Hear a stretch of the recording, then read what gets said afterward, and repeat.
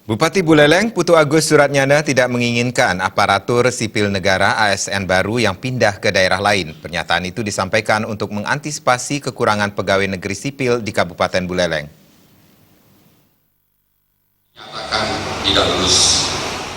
Mengantisipasi berkurangnya anggota ASN di wilayah Buleleng, Bupati Buleleng Putu Agus Suratnyana meminta dengan tegas agar CPNS yang sudah dinyatakan lulus dan akan memasuki pemberkasan dilarang untuk pindah ke daerah lain.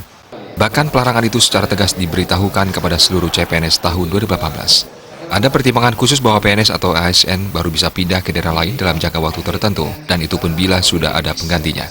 Larangan dari Bupati ini untuk menjaga jumlah aparatur sipil negara di Pemka Buleleng tidak berkurang, mengingat saat ini saja Kabupaten Buleleng masih kekurangan ASN.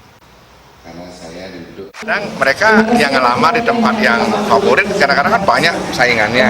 Mereka ngelamar di tempat yang kurang favorit, sehingga mereka bisa lolos. Kan gitu ya. Nah, jangan sampai ini diberi kesempatan. Ada permainan lagi, setelah lolos di tempat yang tidak favorit, minta pindah ke kota, ya jangan. Saya bilang Pak Sekda, jangan ditanggapi yang begitu. Karena kita menerima pegawai dengan standar kebutuhan di masing-masing tempat. Ya.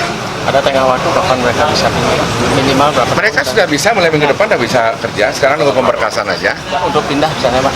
Oh, enggak dulu. 5 tahun, 6 tahun? Enggak dulu lah.